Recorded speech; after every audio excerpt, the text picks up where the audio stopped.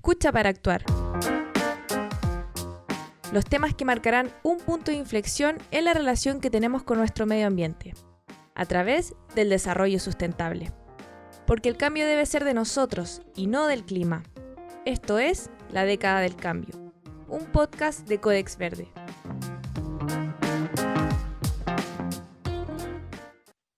Cuando el mundo reflexiona acerca de la disponibilidad y la gestión sostenible del agua, 2.100 millones de personas aún viven sin agua potable y luchan por sobrevivir y prosperar. De acuerdo a cifras de la ONU, el 25% de la población mundial vive en zonas de escasez hídrica. Con el calentamiento global, la proyección es pesimista. Hacia el año 2050, 5.700 millones de personas vivirán en áreas afectadas por esta situación, al menos un mes por año. Chile no escapa a esa realidad. Desde hace una década, entre las regiones de Coquimbo y la Araucanía, se vive la sequía más larga de la historia, con déficit de precipitaciones cercano al 30%. Esta situación ha provocado que miles de familias deban abastecerse con camiones aljibes, la muerte de un sinnúmero de animales, que la seguridad alimentaria esté en peligro, y el establecimiento del fenómeno Browning en el bosque esclerófilo, que como repasamos en un capítulo anterior, puede ser perjudicial para la generación de mega incendios forestales. Pero el fenómeno climatológico no es el único que incide en la escasez hídrica, ya que también están los problemas de gobernabilidad del agua, que provoca una desigualdad significativa en torno a la disposición del vital recurso.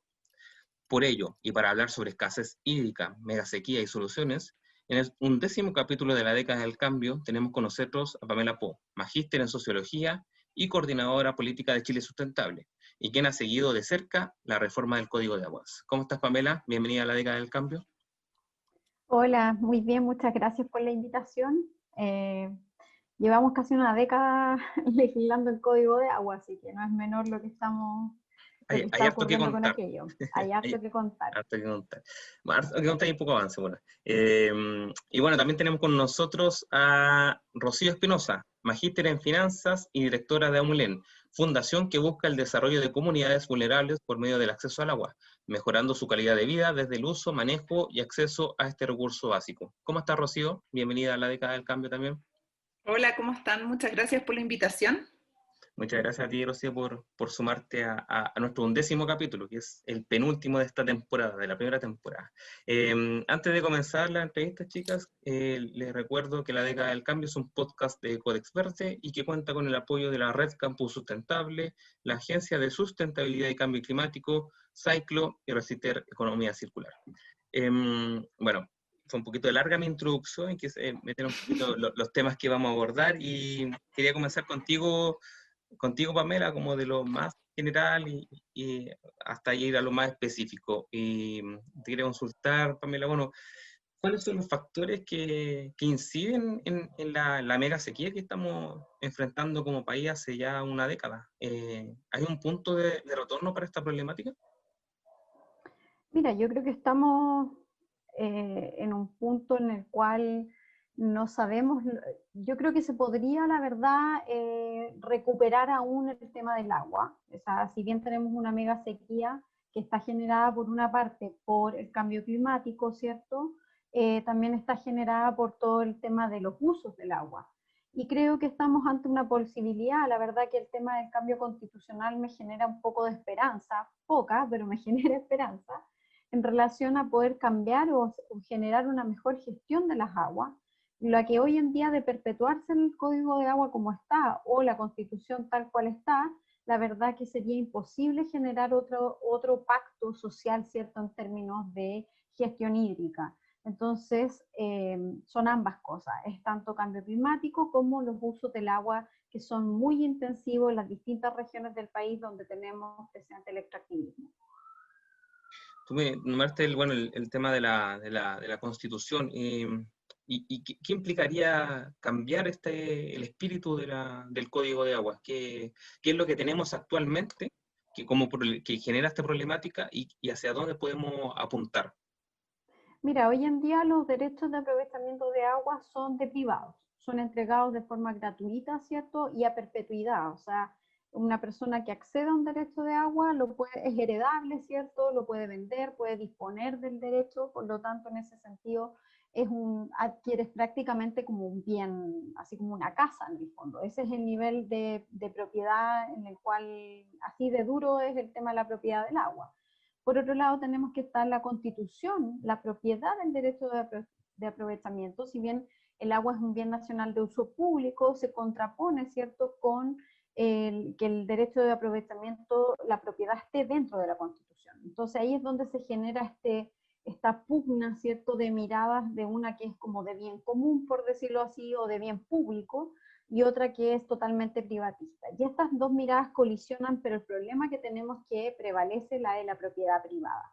La Constitución protege muchísimo a la propiedad, y en ese sentido nos genera un problema en el sentido que no podemos cambiar el código de agua. No es fácil cambiar el código de agua si la propiedad está en la Constitución. Entonces yo creo que ya sería un tremendo avance el sacar los derechos de aprovechamiento, la propiedad, ¿cierto?, del código de agua, o sea, de la Constitución, y plantear, por ejemplo, el derecho humano al agua y de los ecosistemas al agua, en el fondo. Yo creo que con esas dos o tres cosas, en el fondo, ya tendríamos tremendos avances. Y por último, el tema de la descentralización, que creo que va a aplicar en muchísimos aspectos, o sea, tanto en energía, en el agua, en cómo se ve el territorio, ¿cierto?, cómo se administran los bienes comunes, la naturaleza, etcétera. Perfecto. Y bueno, y más allá de la nueva constitución, de lo que se podría lograr ahí, ¿cuál es el estado actual de la reforma del Código de Aguas? Que sabemos que a principios de año, bueno, se rechazó este uso de bien público. ¿En qué está ahora esta reforma, tú que has seguido de cerca este proceso? Mira, ha sido un proceso larguísimo. La verdad es que a veces pienso que antes que lo vea no voy a existir en esta tierra, en el fondo. A veces me pasa, pero digo, bueno, hay que seguir tratando de empujar lo más posible.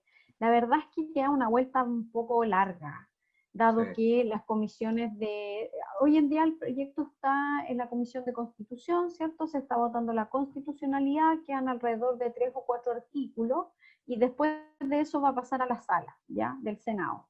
El problema que tenemos es que el Senado votó solo en general el proyecto y no lo ha votado en particular en la sala. Entonces, cuando se vote en particular en la sala, probablemente lo que va a ocurrir es que lo van a llenar nuevamente de indicaciones. Y eso va a implicar que el proyecto va a volver a las comisiones técnicas, que en este caso puede ser Agricultura e Hídricos Unidas, o una primero, o quizás va a prevalecer la comisión que es permanente, que en este caso es Agricultura. Ahí vamos a tener que ver qué es lo que sucede, pero es un poco incierto los tiempos y todavía queda. O sea, yo creo que siendo así muy positiva, podrían ser 2 años, Ya, siendo perfecto. positiva, porque esto podría en el fondo demorarse mucho más. Claro, ha sido un largo camino y quizás las fichas están mejor puestas en la nueva constitución, quizás lo que se pueda lograr ahí. Exactamente, yo creo que por eso decía yo que el tema constitucional a mí por lo menos me abre esperanza con respecto en el fondo a hacernos cargo de la crisis climática y ecológica. O sea, hoy en día tal como estamos, ¿cierto? La verdad es que la constitución actual no te permite hacer ningún tipo de gestión en términos de la naturaleza, dado que las leyes ambientales lamentablemente no están haciéndose cargo de los ecosistemas que se están perdiendo.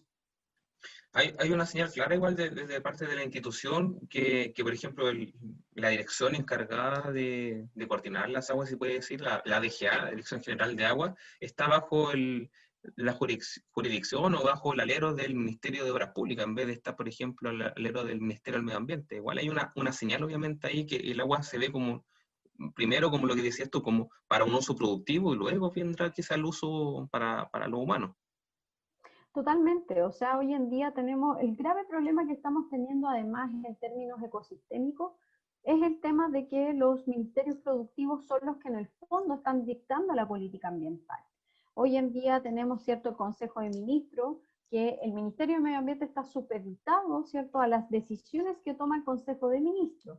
Y el Consejo de Ministros, ¿cierto?, está puros ministerios productivos. En este caso tenemos el Ministerio de Obras Públicas, tenemos el Ministerio de Agricultura, Minería y Energía, o sea, en el fondo tenemos como una mordaza al Ministerio de Medio Ambiente, el cual queda como sin mucha espalda para poder pelear o velar, ¿cierto?, por la protección ambiental, y en este caso el agua debiera estar quizás en el Ministerio de Medio Ambiente. El problema que se me produce ahí es que con un ministerio que no tiene dientes, la verdad es que es muy complejo que pase a ser en ese ministerio. Ahora, preferiría que estuviese ahí o que se generara una institucionalidad que protegiera, ¿cierto?, el agua o que velara por concentrar, ¿cierto?, las distintas funciones del agua que andan dando vuelta por alrededor de 40 instituciones.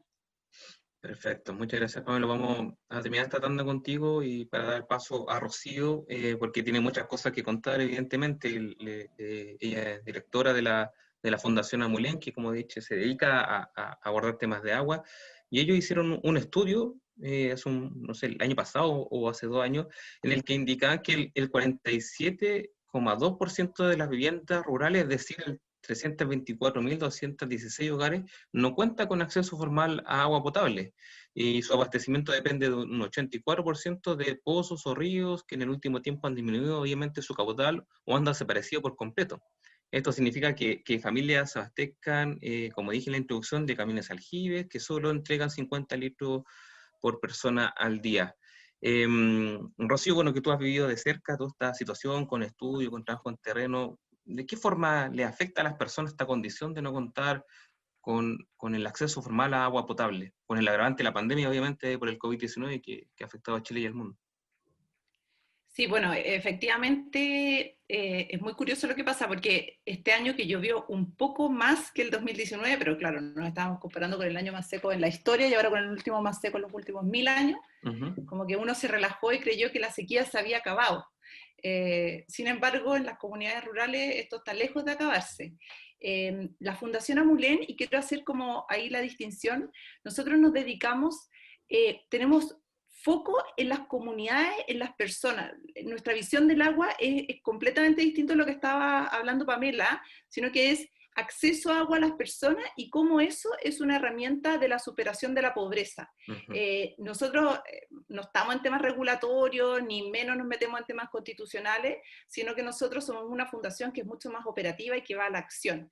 Y en esa misma línea es que estamos trabajando hoy con proyectos que van desde Coquimbo hasta Chiloé, con distintos versiones de proyectos, o sea, desde sistemas tradicionales de acceso a agua y también con el Fondo Innova Agua, que lo que busca es, a través de soluciones innovadoras, con tecnología, disponibilizar agua en comunidades rurales que hoy no tienen ese recurso básico en el fondo y se abastecen a través de pozos, de camión aljibe o de ríos, que es lo que pasa más, pozo y río fuertemente en la zona centro-sur de nuestro país y fuertemente zona centro-norte, camión aljibe y algunos con pozo.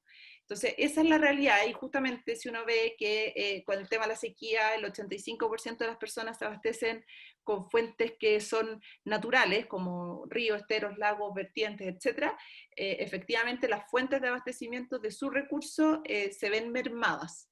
Pero nosotros es un tema más bien climatológico que lo tenemos que salir a resolver y estamos buscando que la innovación nos permita dar alguna mano a esas comunidades rurales para solucionarles el problema.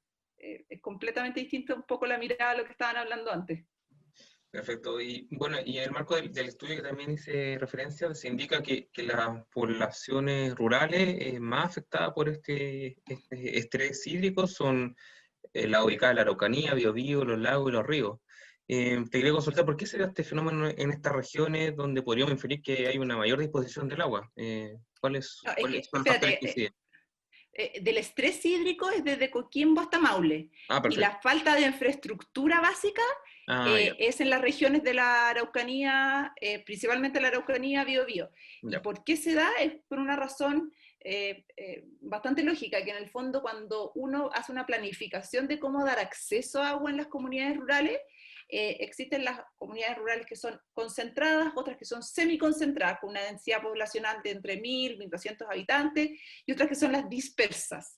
Y en el fondo, cuando uno tiene carentes, como en la región de la Araucanía, es por una falta de infraestructura básica, y lo que pasa, y también nos pasa a nosotros como fundación, es que si yo tengo que hacer un sistema, tipo sistema de agua potable rural, que se llaman, que son los APR, los clásicos APR, probablemente si me va a costar 1.500 millones de pesos para llegar a 20 casitas, ni siquiera yo como fundación, menos alguien como, como el Estado, va a invertir esa cantidad de plata, porque hay algo que se llama la rentabilidad social, que es cuánto peso yo invierto para generar rentabilidad social en las comunidades. Entonces, ahí es justamente nosotros vamos a atacar, donde en el fondo nadie llega, en ese cuarto de milla donde la gente queda absolutamente abandonada, y la solución tradicional, que es hacer cañería, no va a dar.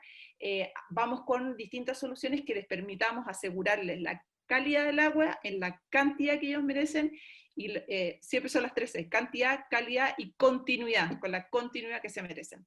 Entonces, eso es lo que pasa, por eso es que la zona centro-sur es tantos carentes, porque viven muy dispersos, o viven más dispersos. En cambio, en la zona centro-norte tenemos carente, y eso son porque las fuentes de tanto napas subterráneas o superficiales han ido disminuyendo su caudal, y entonces en el fondo tienden a vivir más concentrados, porque mientras más seco, si uno no vive concentrado, es más difícil, pero ellos se han ido desabasteciendo de agua. Entonces son dos realidades completamente distintas, como desde Chile, de la cintura, como desde el Maule hacia abajo y desde el Maule hacia arriba.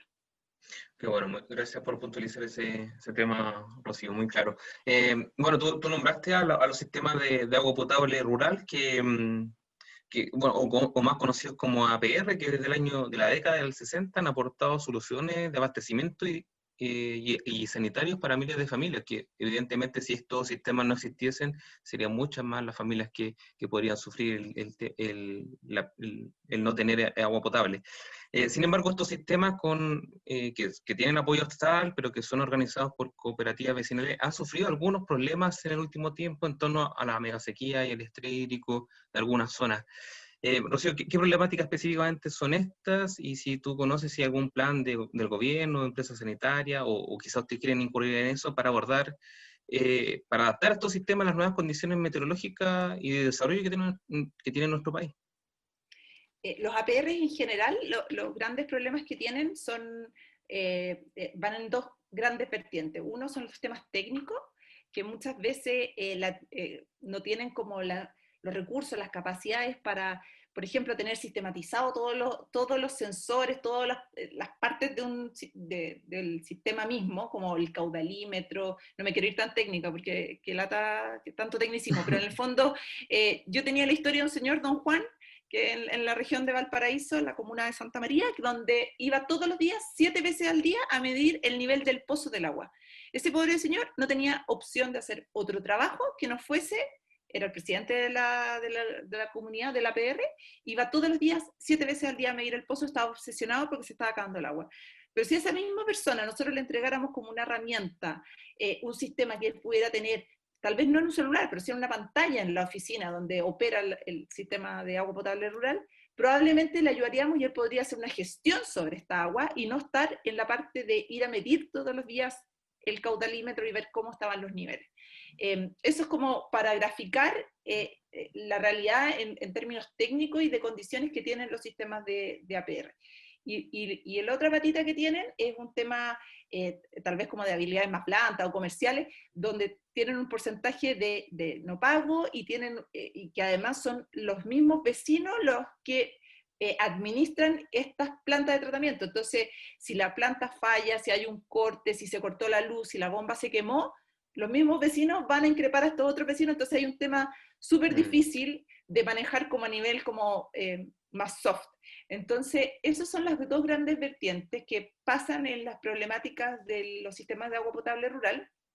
Sin embargo, yo he visto mucha voluntad, y nosotros aquí, la Fundación tiene un espíritu bien propositivo, somos bien transversales, trabajamos con organismos del Estado, con empresas, con comunidades, de todo, y hemos visto mucha voluntad. Yo estuve en un seminario hace 2 semanas atrás con 2 de las sanitarias, que ya están empezando a conectar incluso algunos APR a las redes urbanas, los APR que estaban más cerquitas de la red urbana, para que cuando les pasara que no tuvieran abastecimiento, porque convengamos que los pozos de las APR son bastante menos profundos que los que tienen las sanitarias los podían proveer de agua. Entonces se ha visto una voluntad de hacer cosas juntos y de acompañar a estos sistemas de agua potable rural. Eso es nuestra experiencia, de que queda un camino largo por recorrer, queda harto camino por recorrer, pero hay ciertos conceptos que ya se están metiendo dentro de la cabeza de los mismos dirigentes, como las automatizaciones, la telemetría, la sensorización, usar como los caudalímetros, tener todo integrado, que es un paso importante dentro de la administración también. Perfecto. Bueno, hay todo un, claro, como dices tú, un trabajo transversal que debe funcionar para que evidentemente el agua fluya para estas comunidades que están un poquito alejadas de las grandes urbes. Gracias, Rocío, por estas reflexiones y esta respuesta. Bueno, Pamela, vuelvo a ti y, bueno, más allá del proceso constituyente del cual estuvimos conversando, a tu juicio, o al juicio obviamente de la organización que representa Chile Sustentable, ¿qué estrategia o política debería emplear el Estado de Chile, ya, da igual el gobierno, el Estado de Chile, para adaptarnos la década que estamos iniciando a este fenómeno de sequía, que va a seguir ahí dando vuelta, que puede tener algunos años más lluviosos y otros que no, pero va a seguir en la misma lógica de años secos? ¿Qué políticas son urgentes, a tu juicio? Mira, hoy en día yo creo que lo más urgente en nuestro país, ¿cierto?, es el tema de una legislación que aborde el tema de cambio climático, pero desde la óptica de la adaptación en el fondo. Entonces tú tienes que el proyecto de ley de cambio climático que presentó el gobierno, si bien se hace cargo muy a la europea o de países del norte, en el sentido de preocuparse de la mitigación, que en el fondo está bien, porque los países todos tienen que aportar cierto su granito de arena de acuerdo a las emisiones que emiten. Pero en el fondo Chile es un país que es tremendamente vulnerable al cambio climático. Entonces, en ese sentido, cumplimos 7 de las 9 vulnerabilidades de la Convención, en la cual tenemos amplias costas, ¿cierto? Dependemos del agua de glaciares, somos zonas montañosas, somos propensos a los desastres. Entonces, en esa lógica, se requiere legislar en materia de adaptación. No podemos seguir apostando, o sea, si bien hay que seguir empujando el que las naciones se coloquen de acuerdo, ¿cierto?, en los mecanismos, ¿cierto?, para implementar el Acuerdo de París. La verdad es que también creo que los estados no pueden abandonar la lógica hacia adentro. O sea, el Estado debiera estar desde ya preocupándose de esta materia, y aquí hay varias cosas que hacer. O sea, tú tienes todo el tema de soluciones basadas en la naturaleza, que yo creo que debiera ser una cuestión que debería estarse aplicando ahora ya. Las NDC se mencionan, pero se mencionan en la introducción. O sea, ni siquiera se pasean durante el documento, no se empalma, ¿cierto?, con las soluciones basadas en la naturaleza, con decirte que el tema de los glaciares ni siquiera fueron mencionados dentro de la NDC. O sea, un país que tiene el 80% de los glaciares de Sudamérica, la verdad que no mencione los glaciares como una solución basada en la naturaleza, es que ahí tú no se entiende en el fondo. Entonces, proteger glaciares es una forma, ¿cierto? Proteger las cabeceras de cuenca es un tema que debiera estar siendo ya empezando a aplicarse. Se requiere de los estudios de cuenca, la GNDC lo trae, ¿cierto? El problema es que los plantea de aquí al 2030, entonces ya es tarde. Estudios de cuenca de aquí al 2030, eso ya es muy tarde, porque recuerda que hay que limitar la temperatura en 1,5 grados de aquí al 2030. Entonces te quedan 10 años para prepararte en caso de que eso no se logre. Entonces acá tenemos que generar muchas políticas públicas que tienen que ver con la adaptación. Y acá el cambio es de fondo. O sea, acá se requiere de cambio legal, porque si no, todo lo que se haga en gestión hídrica actualmente es puro parche, porque el fondo no lo estamos atacando.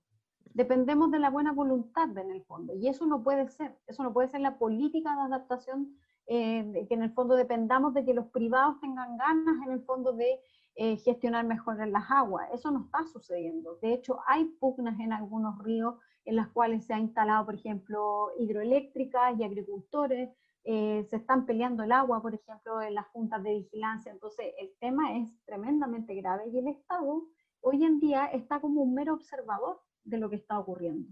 Si bien hay una mesa del agua, ¿cierto?, esa mesa nuevamente está haciendo un diagnóstico del diagnóstico, porque del diagnóstico, o sea, hemos tenido ¿cuántos diagnósticos? Todos los gobiernos hacen el mismo diagnóstico y ya sabemos cuál es el tema. Entonces nadie quiere tocar de fondo la problemática que está dentro de la estructura legal, la arquitectura legal que heredamos desde la dictadura. Perfecto. Pamela, tú nombraste las soluciones idealmente tienen que venir de la naturaleza, me imagino que el tema de humedal, el tema de glaciares, y en ese contexto me imagino que tú y muchas ONG están en contra, por ejemplo, de grandes proyectos que quizás, bueno, que suenan muy rimbombantes en la prensa, pero que tienen muchos efectos como colaterales, como puede ser la carretera hídrica o seguir con la lógica de embalse. Cuéntame los argumentos por los cuales ustedes se opondrían a esto y mejor apostamos por las soluciones de la naturaleza, como decías tú.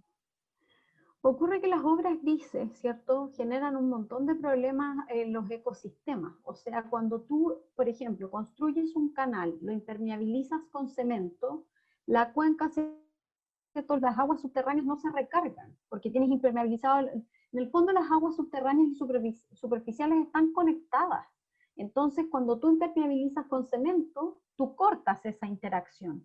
¿Cómo se recarga la napa subterránea, por ejemplo? Lo mismo ocurre con los embalses, cuando tú estás cortando el río arriba, ¿cierto? O cuando tú construyes, o por ejemplo el riego por goteo, que es tremendamente ineficiente por el tema de la evaporación de agua. O la construcción de embalses que no se te van a llenar nunca, porque en el fondo no llueve. Entonces, la lógica de la construcción de obras grises, de partida es una lógica sumamente patriarcal y muy fálica, la verdad. Es como esto mega grande, todo es como muy de construcción, de cemento, siglo XIX, y la verdad que eso hay que empezar a desconstruirlo. Entonces acá tiene que ver con un cambio cultural, un cambio político, un cambio de estrategia, de mirada. La verdad es que esto es mucho más complejo. Esto no se recupera con un solo embalse, o sea, acá tienen que haber distintas políticas que tienen que ser transdisciplinarias. Quizás pequeños embalses van a servir, ¿cierto? La captación de aguas lluvias, pero acá en el fondo tú tienes que ir al meollo del asunto, y el meollo del asunto está en que por favor dejen de plantar monocultivos, por ejemplo, en la ribera de los ríos, cercanos a la ribera de los ríos. O sea, en el fondo aquí hay que atacar el problema de fondo, porque si no, lo que nos va a ocurrir es que vamos a quedar en la total indefensión. Y eso ocurre, por ejemplo, con el tema del agua de Santiago. O sea, el agua de Santiago depende de glaciares. Y acá el tema es si Anglo American se expande o no se expande. Y si se expande, ¿qué agua va a ocupar? Hasta ahora parece que van apuntando por el tema de la desalinización, porque en el fondo prácticamente Aguas Andinas está diciendo no va a haber agua potable si este proyecto se construye en el fondo. Entonces aquí ese es el problema que estamos teniendo y que hemos ido parchando, dado que los gobiernos en general no han querido cambiar la legislación. La oposición ha sido la oposición, ¿cierto?, a cambiar los proyectos, o sea, a cambiar la legislación ha sido brutal y con mucha mentira además. Gracias, Pamela, claro, por toda esta estructura. Es que obviamente el problema del agua es algo tan de fondo que, como dices tú, hay que atacar la estructura. Hay una discusión importante con respecto a eso. Rocío, quería que me comentaran, porque esta semana ustedes han lanzado el fondo Innova Agua. Tiene la convocatoria abierta hasta mediados de diciembre, por lo que entiendo, y este fondo permitirá a municipios entre las regiones de Coquimbo y el Maule postular a fondos para soluciones tecnológicas e innovadoras que ayuden a enfrentar la difícil situación de la falta de agua. Cuéntame, Rocío, ¿cómo nace este fondo? ¿En qué municipio se implementaría? Porque dije que está entre la región de Coquimbo y el Maule, pero imagino que no en todas, o sí, para que tú me cuentes. ¿Y a cuántas personas se buscaría beneficiar? Sí, es en todas las comunas desde Coquimbo hasta Maule, que fueron las Perfecto. zonas que nosotros detectamos como más afectadas por la mega sequía, lo que no quiere decir que en otras regiones también hayan disminución en las precipitaciones, pero esta definimos como fundación como zona prioritaria para comenzar.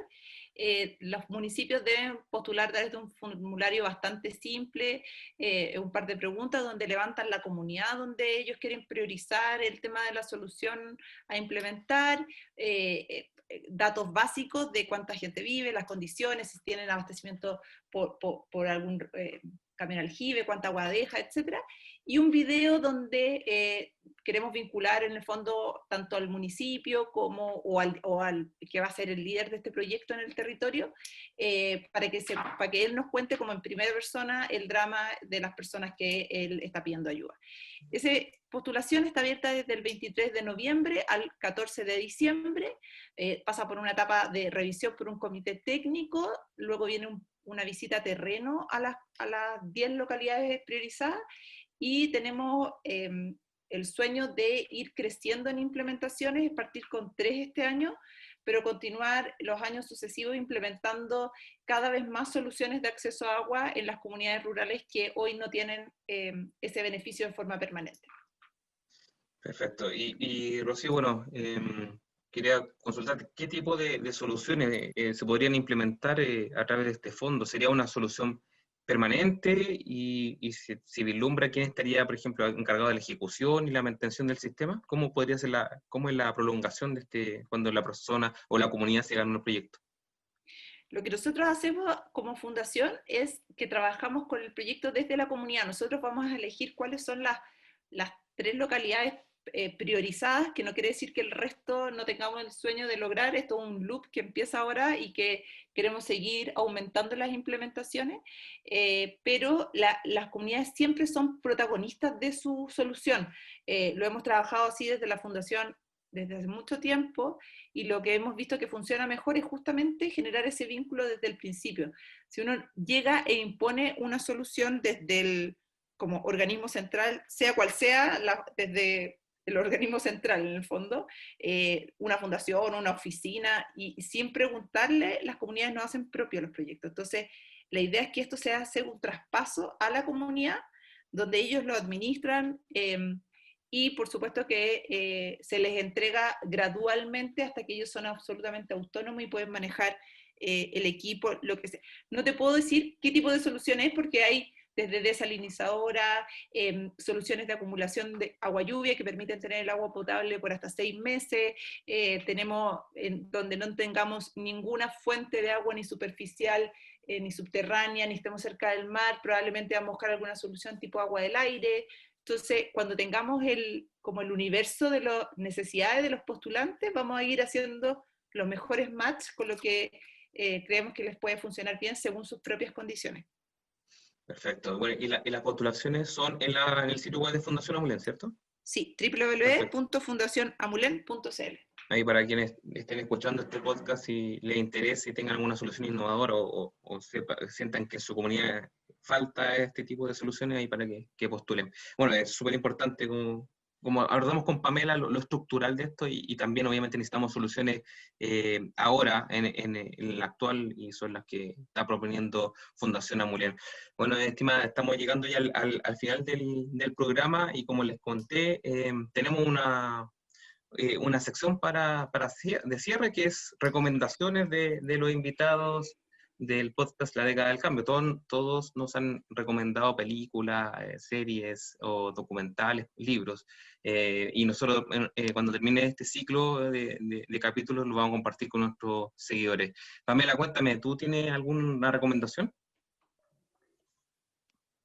Sí, mira, como de libro les recomiendo El colapso ecológico ya llegó, que es de Maristela Svampa y Enrique Viale, salió hace muy poco.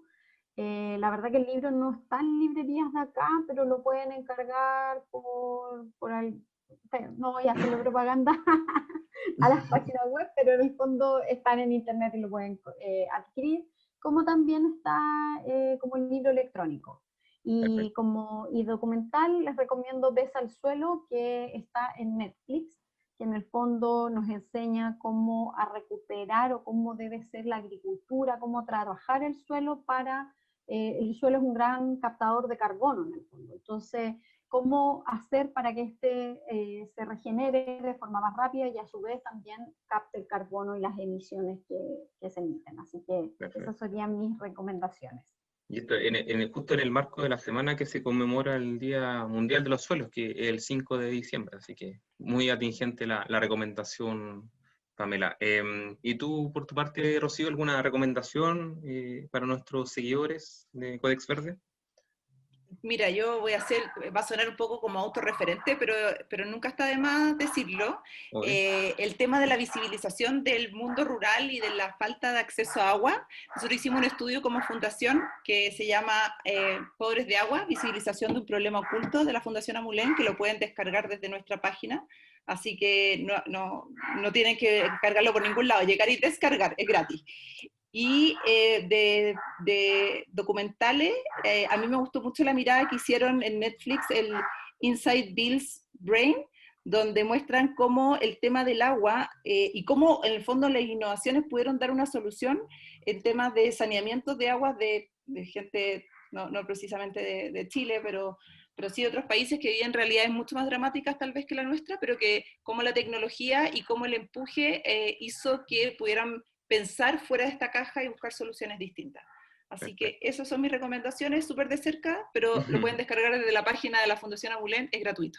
Perfecto, sí, está muy accesible. De hecho, yo para esta entrevista, para prepararme un poco, leí, no alcancé a leer el estudio completo, pero una parte sí, y está muy bueno, está muy, aparte muy bien explicado para todo público, así que muy buena recomendación. Y sobre lo que estabas comentando, Rocío, me acordé de una película que vi hace poco. Yo también voy a dar mi recomendación para este capítulo, nunca lo hago. Pero hay la película que se llama El niño que domó el viento, que hay también un chico en África que Preciosa, muy bonita. Claro, que su comunidad tenía una escasez brutal de agua y ahí a través de innovación, bueno, para que la vean, también está en Netflix, así que estoy haciendo esta salvedad yo también recomendando algo en torno al tema. Y eso, estimados, bueno, y también haciéndole honor al nombre de nuestro programa, nosotros también le pedimos a los invitados que se comprometan para un cambio en esta década que está comenzando, porque siempre bueno, le tiramos la pelota al gobierno, a las empresas, a las organizaciones, a la ciudadanía, pero queremos saber cuál es el cambio personal, profesional, cuanto a la vida de Pamela, por ejemplo, para esta década que comienza y que es tan significativa, tan importante para el mundo. Mira, yo he hecho muchísimos cambios desde no ocupar auto. Tuve un auto, lo vendí y me deshice de él porque hay que partir por casa, ¿cierto? Claro. Como muy poca carne. Trato prácticamente de no comer. Pero creo que mi aporte más grande, y es el que voy a hacer ahora, en relación es mi compromiso personal, porque obviamente es gratuito, es que voy a apuntalar el proceso constituyente en todos estos temas. O sea, mi expertise es en incidencia y en el fondo es ahí donde yo puedo empujar a que estos temas estén presentes, porque si no cambia la Constitución, la verdad es que estamos en muy graves problemas. Yo sé que esto no va a modificar todo me refiero que no es automático ni nos soluciona todos los problemas, pero sí es una posibilidad de atacar la raíz, que es la que tantos problemas nos ha generado en el fondo. Entonces creo que ese va a ser mi aporte, que es un poco lo que he hecho estos últimos 12 años en el fondo con respecto a mi trabajo en el Congreso, pero esto ya yo creo que es un poco más grande en el fondo. Así que ahí voy a apuntalar todo ese proceso, así que los constituyentes me van a conocer. Perfecto, ahí vamos a ver a Pamela quizás en la papeleta en abril, ¿puede ser o no? No. Más underground tu aporte. No, totalmente. Mi expertise es la incidencia. Por lo tanto, estar sola yo no funciona. Prefiero mosquear a los 155. Perfecto, ahí vigilando. Y Rocío, por tu parte, quizás puede unir la misión que tienen en Fundación Amulén o tu cambio personal.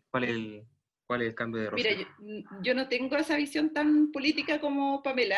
A mí tengo como, si fuera un aporte, como tener este propósito de cambiarle la vida a las personas con algo súper concreto. Yo creo que acá, y también darle visión tal vez más positiva, yo creo que la gente está súper negativa y esto de la pandemia y todo como que los ha afectado.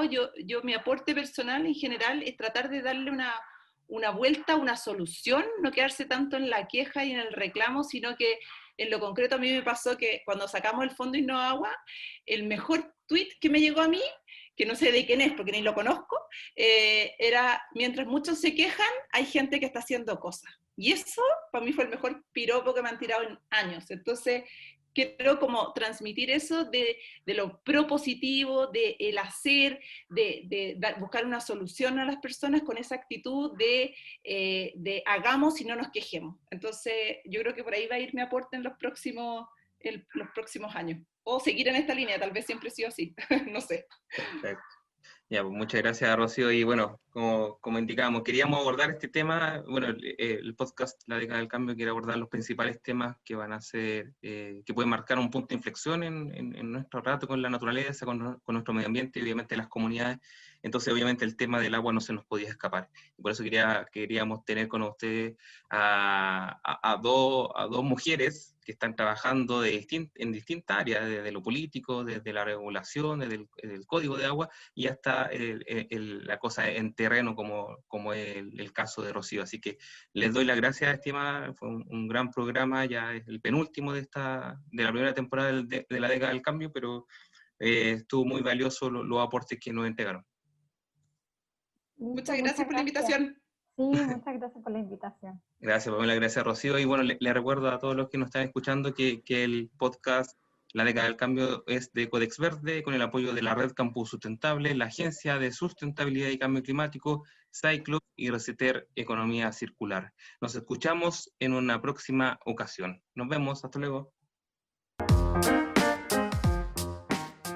Desde los estudios de Codex Verde, esto fue La Década del Cambio, un podcast que aborda los temas ambientales y de desarrollo sustentable más importantes de los próximos años. Nos encontramos en un siguiente capítulo.